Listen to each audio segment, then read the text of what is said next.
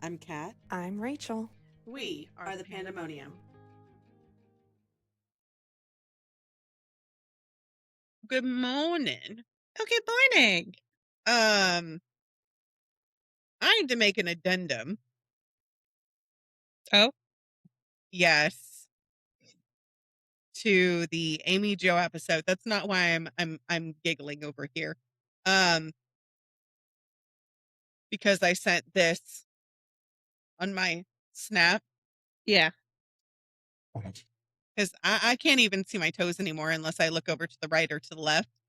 Because I don't stand with my feet straight. I stand with my toes kind of out a little bit. Right. I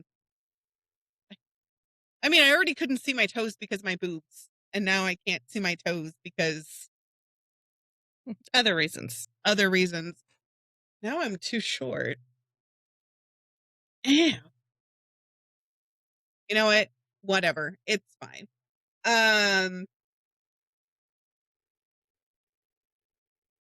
It won't load the first 12. Tiny ducks. I love tiny ducks. Do you see what it's doing now? I don't know if you can tell. The middle finger. Yeah. Well, it's a good thing it's blurred out because we can't have that on the YouTubes. My bad. It's fine. So she already took her water. So obviously, hydration stations people set up our And water meds. and meds.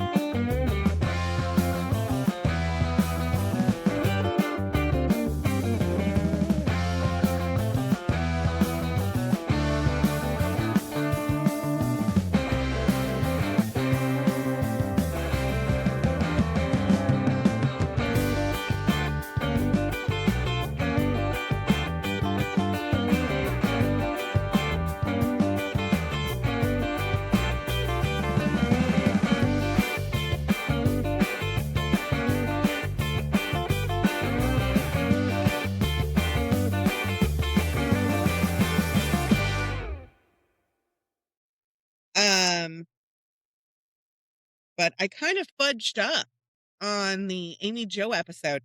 So my notes, I was reading Jeremiah, but my brain kept autocorrecting it to Chris because that's what her first husband's name was. I felt so bad. I was like, God. Meanwhile, you're having a Cadbury egg. which I cannot have. They're too sweet. You could have a bite of it. What good is a bite? I mean, that's fair. Especially the caramel ones. My favorite. I like the cream eggs. Also, guys, don't forget to take your meds. I have already taken mine. You took yours. I got my dress for the baby shower. I'm so excited. Rachel bought Josh a shirt that he's already worn out twice for date nights. And now we have matching outfits. So I bought a dinosaur dress that has a black background. It doesn't have any like foliage or anything, just little tiny outlines of dinosaurs, just their fossils. And he has dinosaurs with sombreros eating tacos because he calls it his white people taco night shirt.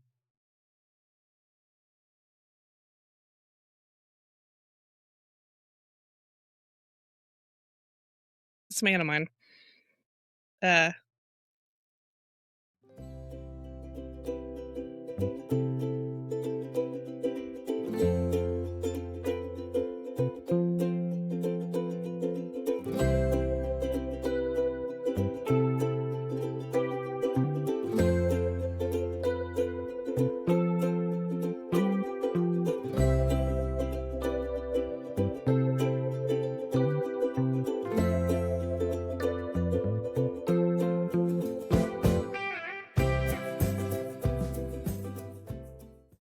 That's fine.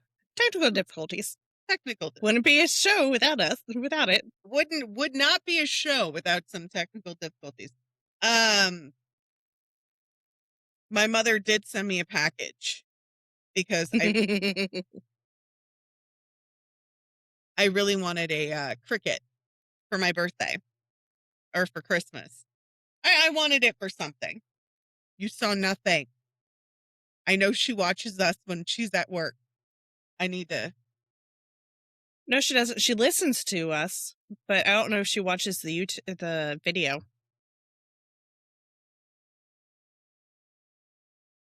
Because now I'm working on Sylvia's. Oh, that sounds better. Let me just move that closer. Hello. So, I'm working on Sylvia's Christmas stocking. And I have to keep reminding myself that taking breaks is a good thing. It very much is. Because I can't feel my hands half the time because of neuropathy. Can't feel my hands when I'm with you.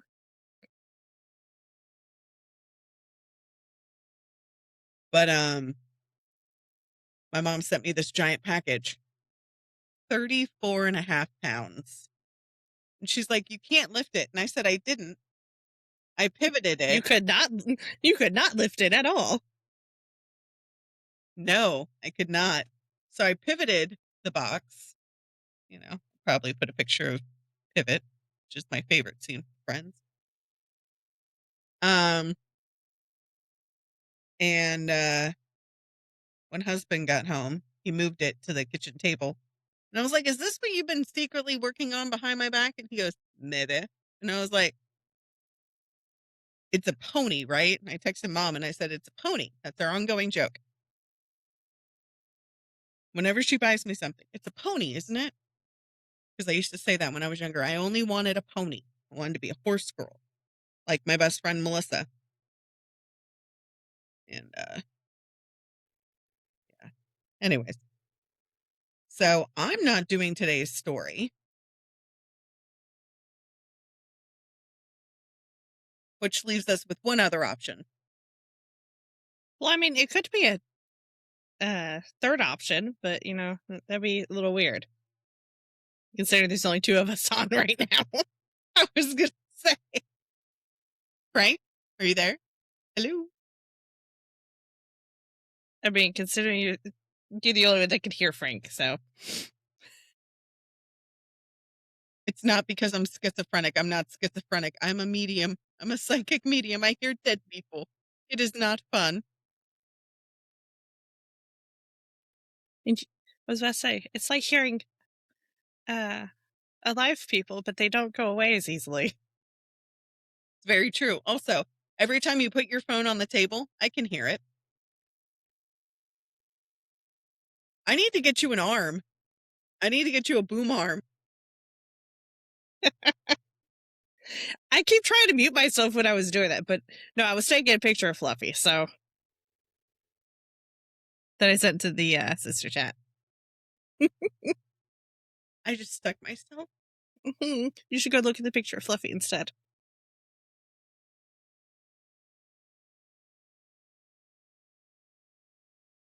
If the thread is halfway through, I'm not going to stop doing what I'm doing to just look at the photo. Hold on. But it's hilarious.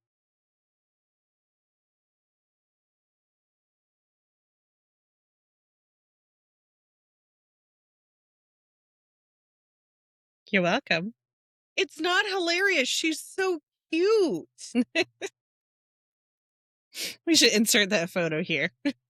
She's so everybody else adorable. can see. She's so adorable. It's like, why are you staring at me? It's that long stare. She was doing that and staring out the window, so I don't know. Bird probably flew by or something.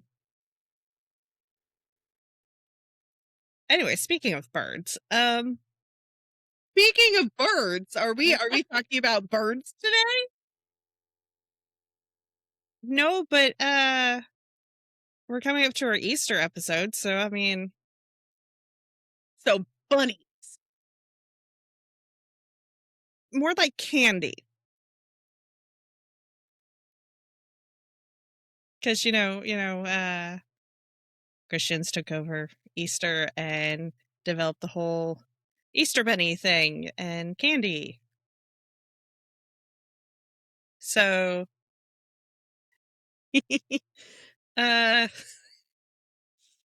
God, now I know where today's going. So our arsenic count has gone up. So now it's 9 episodes regarding arsenic. yes, because if we counted the people, it would be a very large number. Well, as far as people goes, we're at 63.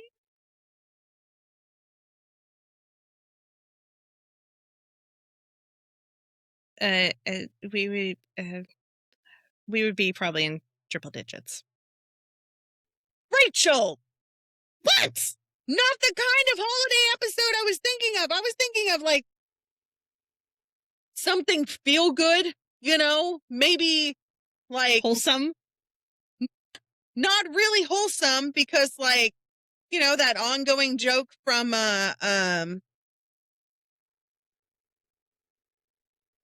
what is it called? The Crow. Jesus walks up to the hotel owner, hands him 3 nails and says, "Can you put me up for the night?" So offensive, but it's so funny. That's funny. And if you don't think it's funny, that's fair. You have a weird sense of humor. I do. No, I meant if they don't find that funny. Anyways, so we're going to Victorian England, October 30th, 1858 to be exact. So, well, it's our Easter episode. This happened in time for Halloween. Oh, no. So, not just any town in England, it was Bradford, England, where an unintentional poisoning of adults and children by way of poisoned candy. Due to these deaths, the Alteration of Food or Drink Act of 1860 was put into effect. The legislation was criticized for being too ambiguous, and the penalties for breaching it were too low to act as a deterrent. The deaths were a push to get the Pharmacy Act of 1868 passed. And this act limited the sale of poisons and dangerous drugs to qualified pharmacists and druggists. So, for those that don't know, alteration of food had been practiced in Britain since before the Middle Ages.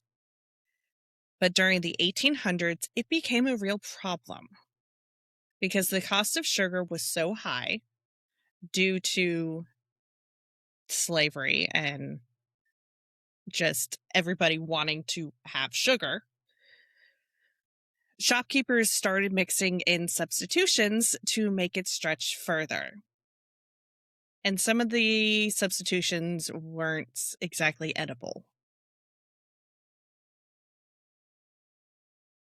Is this like that time where we went down that medieval rabbit hole with that one guy? What's his name? With Gabby. The guy, the woman who dresses up in slinky chainmail armor, and she goes to her husband and says, "So tell me, would this actually deflect spears?" And he's like,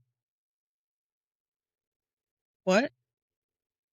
I mean, historically speaking, and yeah, so Rachel sent me a video about Renaissance times and about how the bowls, excuse me, did not mean to do that. The bowls that they had were pewter, and they were lined with pewter, and it caused severe iron poisoning because they were intaking all of this metal. And I was like, Kind of. tell me Also, more. lead was everywhere. Yeah, lead was everywhere. They used it in like they had lead knives and forks, and they had it in goblets and cups. People weren't poisoning the royals. Oh no, they were doing it themselves. Anyways, so pure sugar without any additives in it would cost about 6.5 pence per pound, which is 0.45 kilograms, while one that had the additive in it could cost half a pence per pound. So 6 pence was worth about 0.025 after decimal day, which that was a whole rabbit hole I had to go down, which ends up being £2 72 pence as of December 2025. Basically the way they did it before decimal day, the pence was changed to, or before decimal day was a D, like the letter D for. So the half D would go away and things would either be rounded up or down depending on how they fell on the percentages. So the British pre-decimal penny was a denomination of sterling coinage that was worth 1/240 of a pound, or 1/12 of a shilling. Yeah. Just a little background. Plural of penny is pence when referring to an amount of money, and pennies would be referred to the individual coins. So if you only have 8 individual pennies, you would call them as pennies. But if it was just a full 8 pence, it would be, as of one coin, it would be, or the amount of money. Oh, the shopkeeper would be like, oh, it's 8 pence. That would be the same as 8 pennies, but it all depends on how you paid it, kind of thing. And the pennies were confusingly abbreviated to the letter D, which is because the Latin word for the coin was denarius. That's fancy. I know, like I had to go down this whole rabbit hole to figure out the amountage and switching it to commonplace, like to common currency. It was a whole thing. Do you have to say, I love it when we go down rabbit holes because it's like side quests for the main quest. Do you know what I mean? Right. So Before Decimal Day, which was February 15th, 1971, when the UK and Ireland decimalized their respective pounds, or it's a pound note SD currency of pounds, shillings, and pence, sterling used in the Carolingian monetary system fell into £1 equals 20 shillings, which equals 12 pence, or pre-decimal penny. The pre-decimal penny was demonetized on September 1st, 1971, just 6 months after the decimalization, and replaced in effect by the decimal half new penny, with halfpence being worth 1.2 pence. Yeah. And everything being like ending up into like half coinage, and everything was so confusing for me.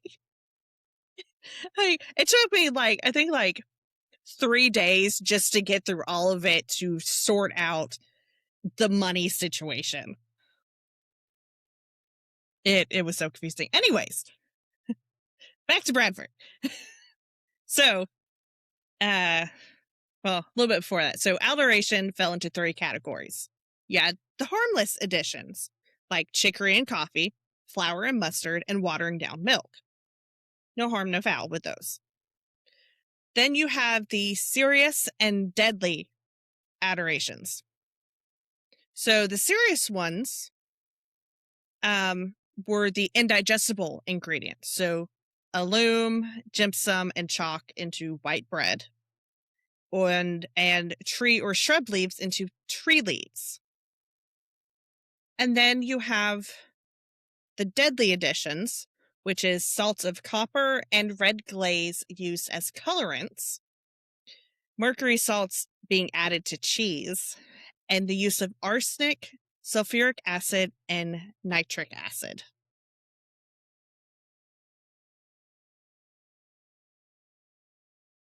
As Forrest Gump would say, I'm not a snot man. That kills people, Carl. I know. So, and chemist Arthur Hill Hassel was prominent in the field of food analysis as a analytical microscopic scopist who established levels of the alteration. Between 1850 and 1856, he examined 3,000 samples of food and found that 65% of them contained alterations. 65%. That's too much. And nicknames were given to hide the practice because it was becoming known. People were like, oh, let's not do this, but the cost of product was still high. So some of the nicknames was Daff, D-A-F-F, duck, as in, bird duck, Duff, D-U-F-F, Derby, like Kentucky Derby, Multum, M-U-L-T-U-M, Flash, like, flashlight, and Stuff, like regular stuff. But the nickname that was used in Bradford was Daft, D-A-F-T. The British also Yes, they do. Daft for dumb as heck. They do. So in Victorian era, so along this time frame, arsenic was an ingredient that was in several household products, including medicines, both external and internal use, which is insane. It was also in candles, wallpaper, soft furnishings, and colorants for food. As somebody who did historical reenactments for the Renaissance Fair and I cooked, it was one of the questions we got asked really frequently is about arsenic and lead poisoning is where could it be? And I was like, in anything, literally, like people in Regency era in between the and the 1900s used to put arsenic in clothing. And I had to explain to them that green was not used at all. And it was very hard to get that type of green, but they finally found it in arsenic and later in viridian, which. Very green. So in, not viridian, vivianite. So they used to take crystals from dead people and they used to boil it with the clothes, and only royals could afford this. And that's why certain royal courts had royal green or emerald green. And that's why it was also considered a royal color along with purple. But most people couldn't get their hands on this color, so they tried to fake it with arsenic and then died suddenly years later or days later. And people would be like, oh my God, how'd they die? It's so mysterious. No, bitch. No, your body is literally sweating poison.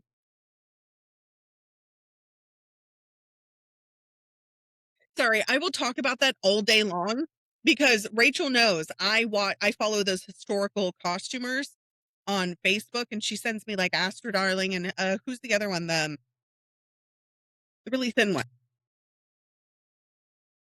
I don't know. I send you a lot of historical stuff, so I eat them up. They're so amazing. I love what they do. me too. So, and obviously it was used as a poison for murder. So many people died of arsenic poisoning, both deliberate and accidental, like Kat was saying. So much so that legislation in the form of the Arsenic Act 1851 was introduced. Remember, this took place in 1858, the part that I'm going to be talking about. So 7 years after the act was in place. So this piece of legislation was the first of its kind to attempt to control the sale of a poisonous substance. It stated that arsenic could only be sold to adults. The sale had to be recorded in a book, signed by both seller and buyer, and that there should be a witness to the sale if the buyer was unknown to the seller. So that way there was like a third-party system kind of thing. Any arsenic not to be used for medicinal purposes was to be colored with soot or indigo to differentiate it from other white powders on sale. Remember that.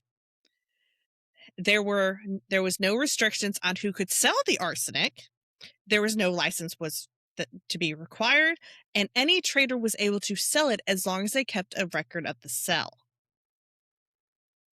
Although the act controlled the method of selling, it did not bring an end to the arsenic-related problems or the widespread use of arsenic in household goods.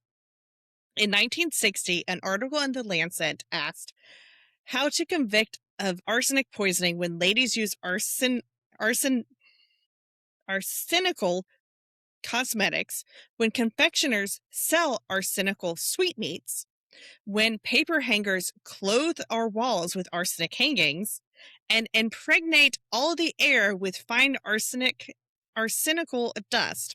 Above all, when chemists sell arsenic for a toothpaste or a tooth powder and label it mercury.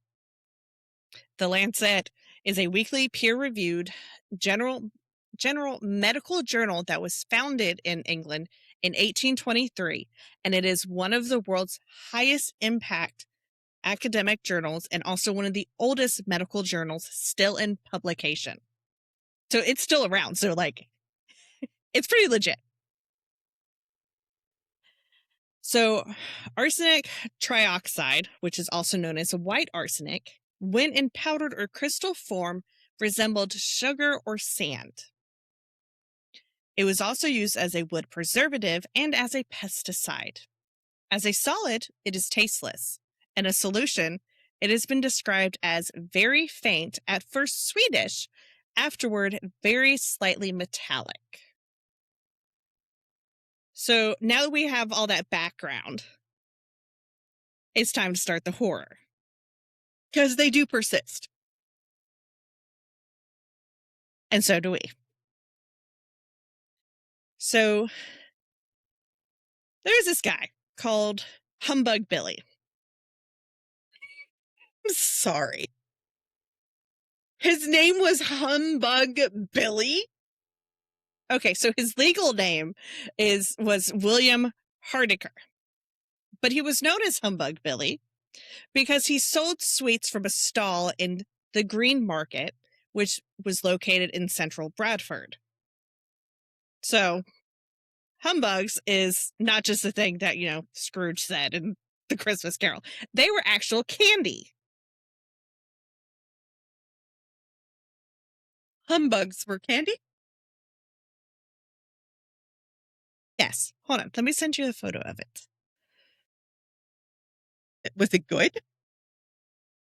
That I don't know. I have never tried one.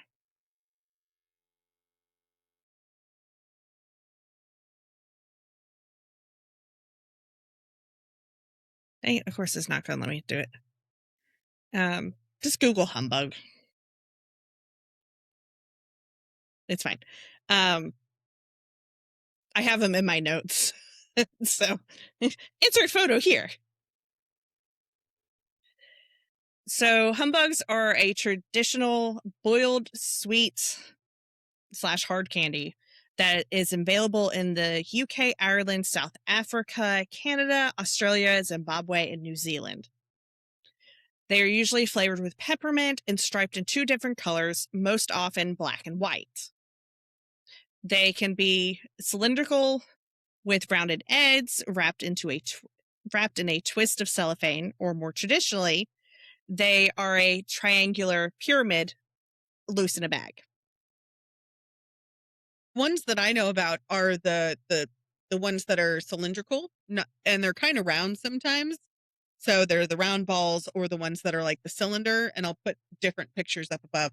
And Simon's mom used to bring them back for me because I loved them. She had them in her kitchen. Shout out to Simon.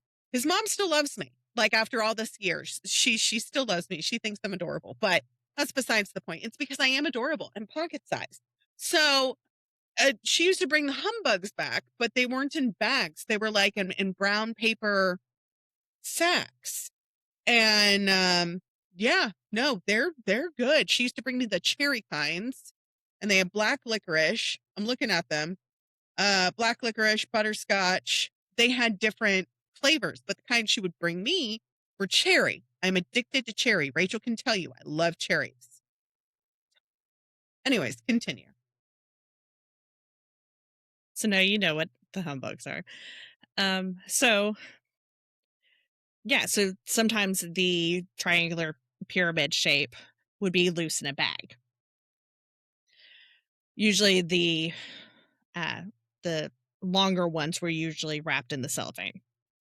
So to make them, it's a mixture of sugar, glycerin, color, and flavoring that is heated to 145 degrees Celsius or 293 degrees Fahrenheit. This is then poured out, stretched, and folded many times, so that way you can get the correct texture and shape and coloring. The stripes originate from a smaller piece of colored mixture, which is folded into the mixture many times into the main mixture. This is then rolled into the long cylinder and then sliced into segments. So, Humbug Billy, I just proceeded to call him William through this whole thing because that was his legal name, as we do. So, William purchased his confectionery from Joseph Neal, who made the sweets on Stone Street, which was a few hundred yards to the north of the market. So these sweets were peppermint lozenges that were made by mixing peppermint oil into a base of sugar, water, and gum, which was then made into a paste, then dried on boards, which is important, before being cut into the lozenge shapes. As the sugar was relatively expensive, Joseph would substitute some of the sugar with a powdered gypsum. He later justified his actions by saying, "Where I use a pound of it, there are people who will use a ton of it." So he uses pounds, other people do use a lot more. So that was his reasoning for using the powdered gypsum, because he's like, oh, well, I only mix in a pound of it. Other people mix in a lot more to stretch their sugar thinner or further. So the week before the regular Saturday market, which it's kind of like farmer's market here for those that don't know, Joseph was supposed to make William a batch of candy, but had run out of daft. So there was a reason why I talked about all that.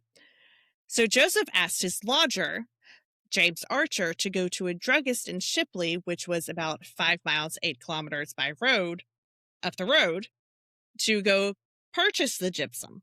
Because he's like, oh, crap, I don't have enough. Can you go run to the store and get some? So the druggist, Charles Hodgson, was ill when James showed up. James had an assistant, or Charles had an assistant, William Goddard, who James asked to go get the daft. It was, some accounts said it was located in the attic, some say it was located in the cellar. It's neither here nor there where it was located. Either way, it wasn't located down in the storeroom. Well, William had only been working for Charles for a few weeks and was still fairly new. And William was hoping for an apprenticeship with Charles so that way he could become a druggist. Well, when James asked William for the daft, William went to where it was supposedly stored, only to find out there were 2 barrels in that location. So William took what he assumed was the correct powder. He took about 12 pounds, or 5.4 kilograms, from the cask. These barrels were only marked on the base, so William didn't know he had actually grabbed something different. And that he had scooped out that powder from a barrel of arsenic trioxide. Because again, they look exactly the same. And the arsenic was only marked on the bottom. Well, so because nobody knew,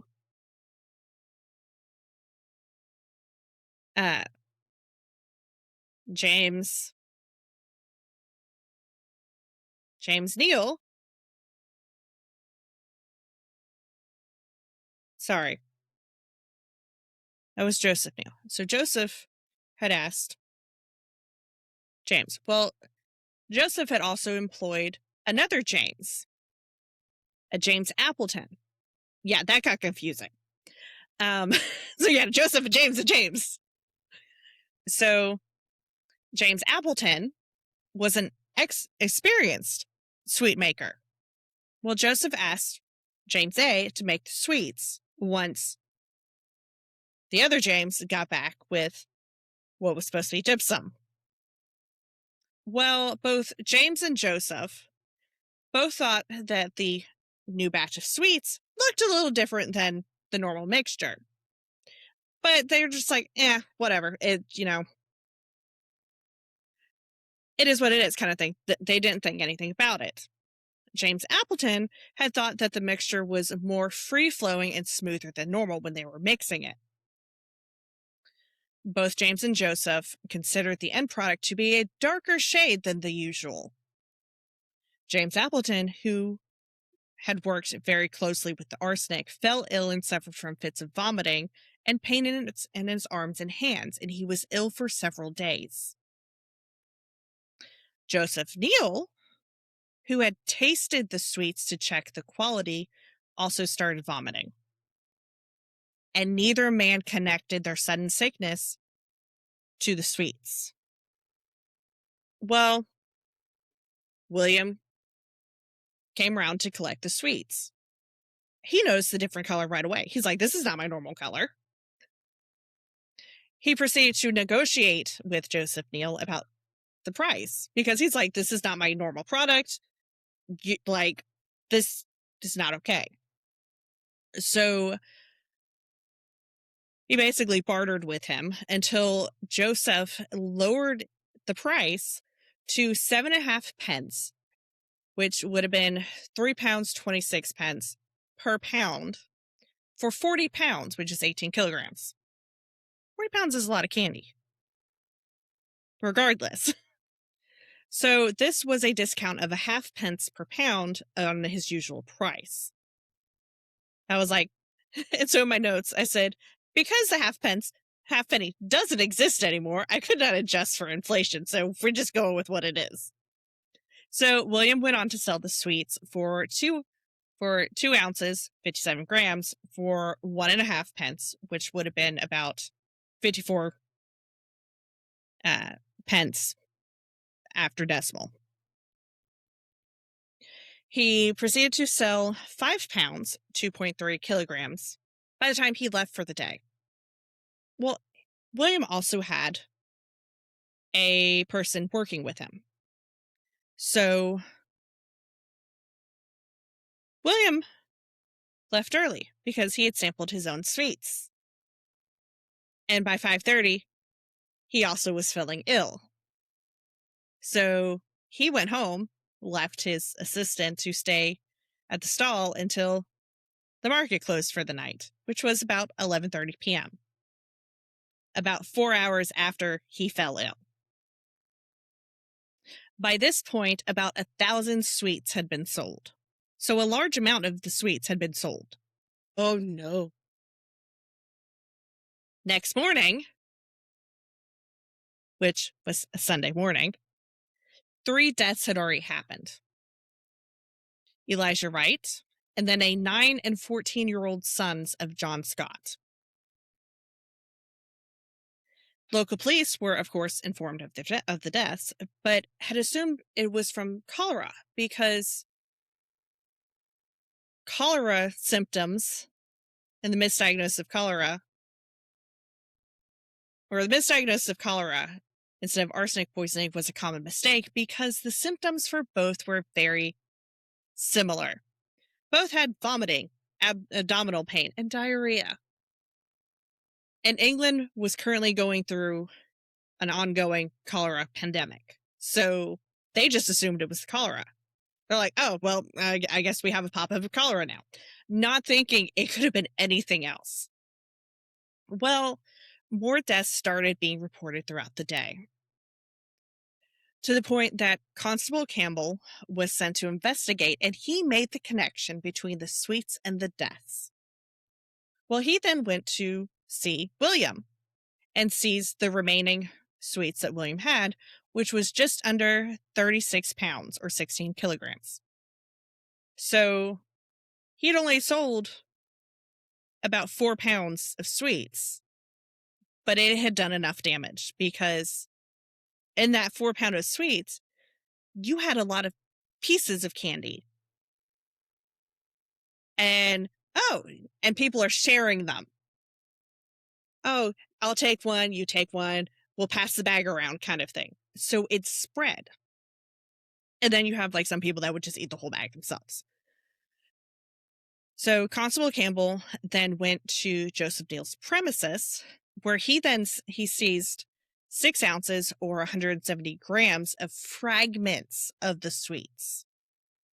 Because again, bits and pieces break off. So by this point, a detective has joined the investigation, William Burniston, and he went to Shipley with James Archer to visit the druggist, Charles Hodgson. When James Archer indicated to the cask that the powder had been pulled from, Charles Hodgson immediately identified that it contained arsenic. He was like, oh, crap, that's the arsenic barrel. Well, because of this, Detective William Burniston arrested William Goddard because he's the one that directly scooped it out. Chief Constable William Leverett had been kept informed about all the developments because he's in charge. And he proceeded to deploy men to all the local inns and alehouses to spread warnings about the sweets. Like, guys, don't eat them. No good. He even sent out bellmen / town criers to announce the warnings across town so more people knew. And by 11 p.m. Sunday night, he had warning notices printed up and distributed throughout the night. Good. A local doctor, John Henry Bell, had hypothesized that the poisonings of his patients to be from arsenic because they were coming to him. They're like, I'm sick. Is it the cholera? And he's like, doing proper diagnosis checks. It's not the cholera. Congratulations. However, it's arsenic. So the doctor gave the sweets that he collected from one of the patients to an analytical chemist who proceeded to confirm his hypothesis. John proceeded to treat 60 patients. Holy Toledo. Midday, Monday, November 1st, the number of those that had died had risen to 12, while 78 people were seriously ill. We originally started out with 3. Now we're up to 12. The police visited Joseph Neal for a second time and proceeded to search his shop much more thoroughly. They found hundreds of fragments still on the drying boards, which had been used to prepare the sweets, which those drying boards are now contaminated. With the arsenic. Exactly. Oh, no. Joseph Neal's wife admitted she had found other fragments and had thrown them into the fire. Smart woman.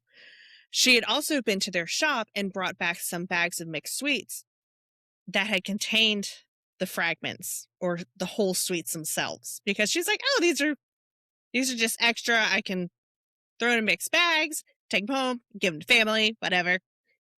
Well, while the police were there at the house, Joseph ran off because he knew he was in trouble. Well, he was pursued and was found in the kitchen of his home because they were at the shop. William Goddard was brought before the magistrates that Monday, so November 1st. They determined he was to stay in custody. An inquest was opened on Tuesday, so November 2nd. The magistrates met and decided that Charles Hodgson's should also be arrested and remanded into custody. By Wednesday, November 3rd, magistrates decided that Joseph Neal should also be arrested, although he was later released on bail. The courts had heard from an analytical chemist, Felix Remington, who estimated that each sweet contained between 14 and 15 grains of arsenic, which... I'm sorry. Wait, how many?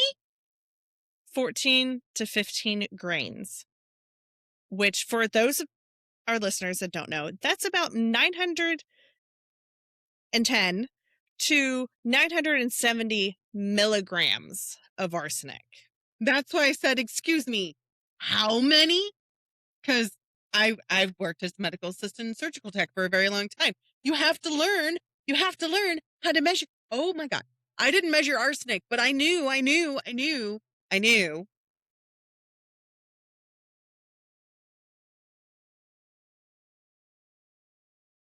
While some accounts suggest that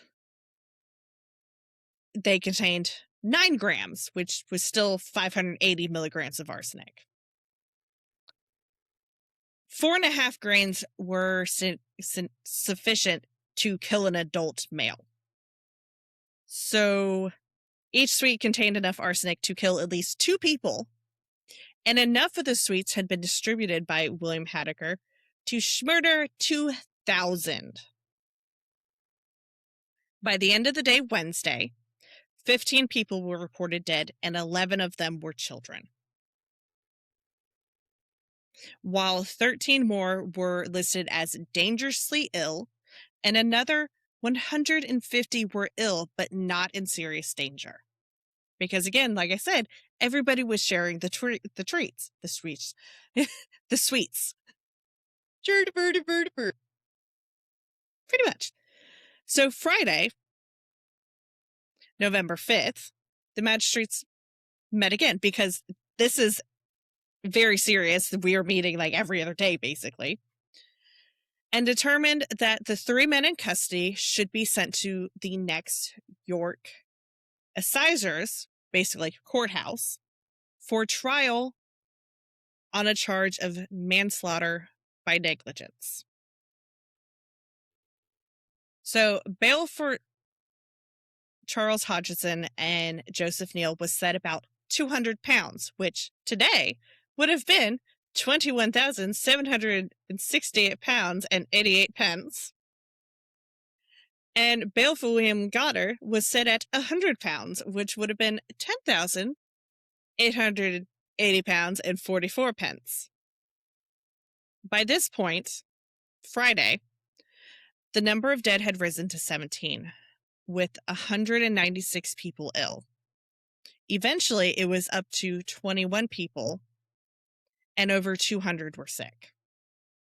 But the figures on death vary, fluctuating between 20 and 21 people being dead.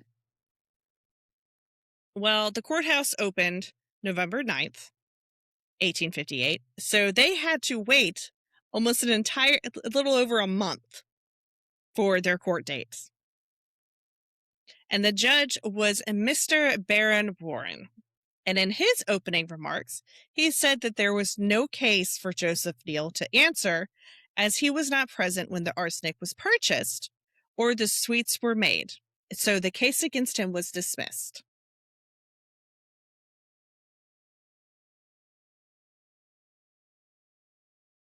I have a lot of things I would like to say, but I'm not going to say. Continue.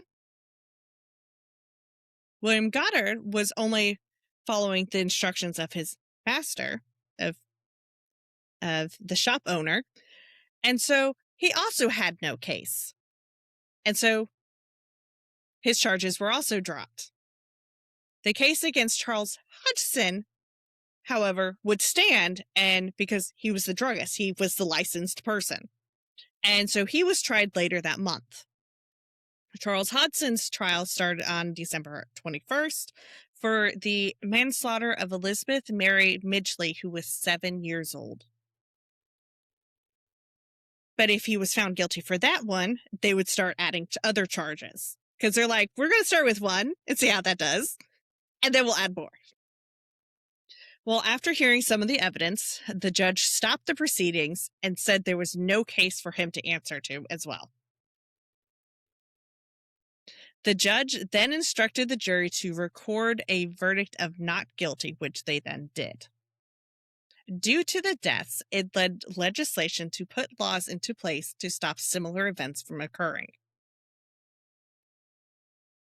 So, like I said in the beginning, the Alteration of Food or Drink Act of 1860 was passed into law on a wave of public revulsion against what had happened in Bradford, according to microbiologist John Postgate. So, what's a little weird is the wording in this act. It stated that penalties would be applied to every person who shall sell any article of food or drink with which, to the knowledge of such person, any ingredient or material injurious to the health of persons eating or drinking such article has been mixed, and every person who shall sell as pure or unadulterated any article of food or drink which is adulterated, has had things added to or not pure. Additives? No, it's. I said it earlier. My tongue just decided it wasn't going to work for that word. How do you spell it? ADULTERATED.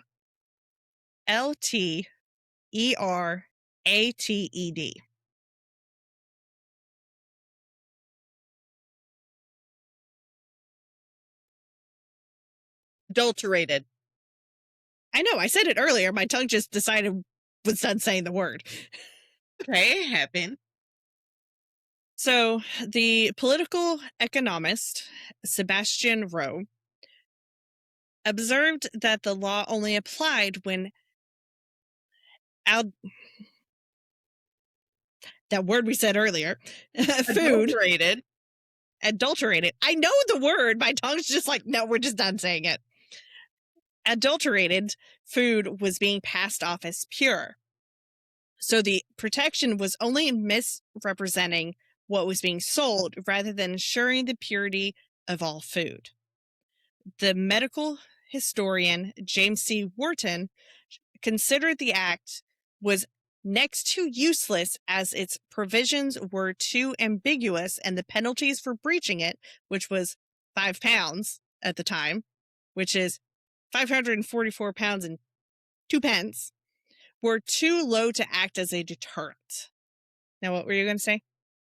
You can say altered. It's the same thing. Yeah, I know. So, what happened in Bradford was still felt 10 years later when the Pharmacy Act of 1868 was passed. Legislation on pharmacies was considered from 1859 onward, even though the Royal Pharmaceutical Society opposed a poison bill in 1859. Yeah, so that's the Bradford sweets. Yeah, it wasn't very long. Sorry, guys. But yeah, it's just insane that one person was able to mix it up, and the fact like the barrels weren't stamped on the sides at all, just on the bottom, or like pretty much on the lid and on the bottom. And then so if you pried one off, there was just the one that it was sitting on. So you had no clue unless you put the lid back on it where it said it. Anyways, besides the point. I'm going to cut all that out. I finished the embroidery for that one section. So that's very nice. So that's, long enough because normally it takes me an hour to embroider a small, tiny section. I wasn't as verbal today because arsenic is really not a hard topic, but it's like I have foot and mouth. Like I want to say a bunch of stuff because medications is very much like Rachel knows I get on her about medication. Very much so. To the point where I'm just going to say it. But when it comes to like medications and stuff like that, it pisses me off because in the 16 to the early 1900s, pharmacists didn't necessarily get the proper schooling that they do today. I mean, even now they only do, I think it's, when I looked it up, it's 6 weeks pharmacy tech.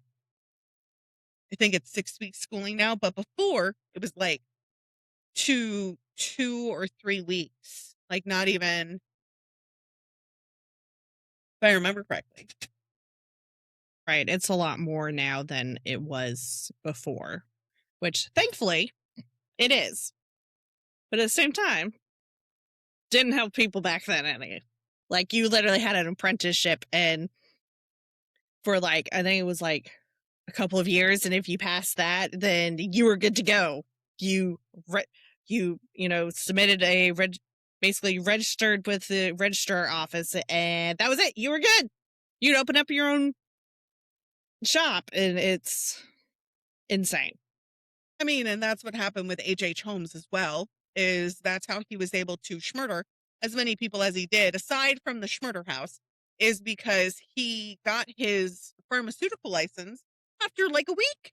And I was like, that's preposterous because we don't do that in today's day and age. And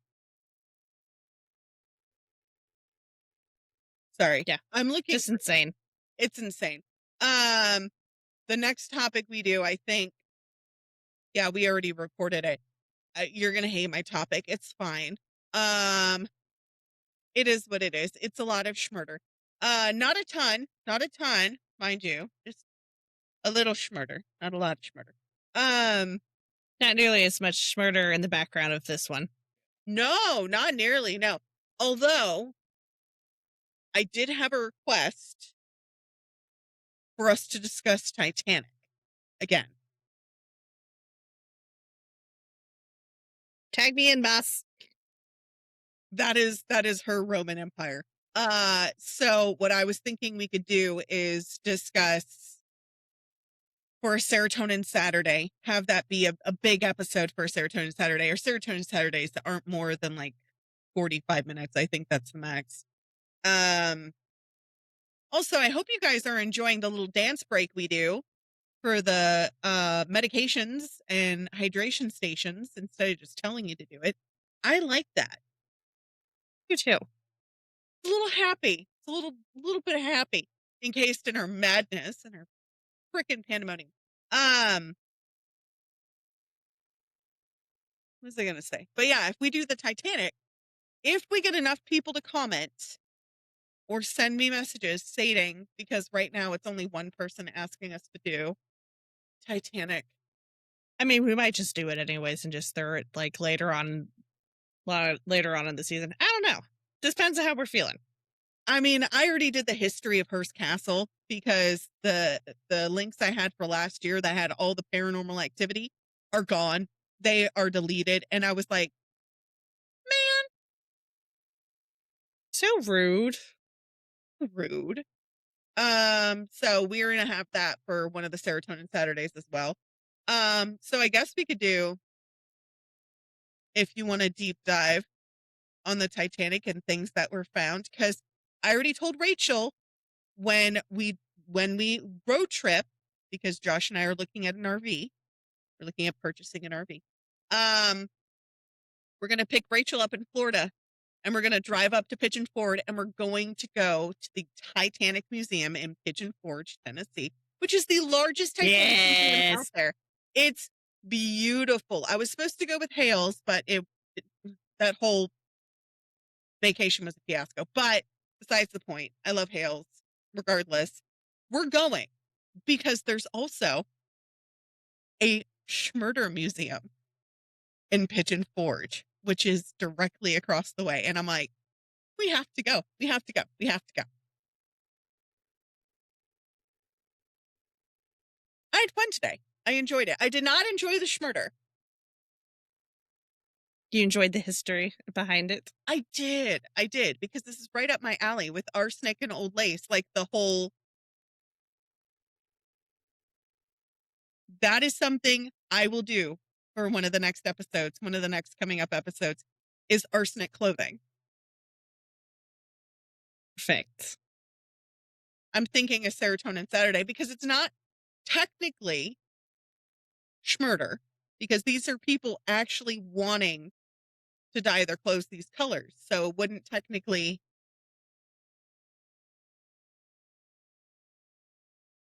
I mean, it would also kind of fall in with the Radium Girls. And I know you wanted to cover that topic too, and we can cover that as well. Later down the road. Later. So that is it for today. I'm good. Indeed it is. Stay feral.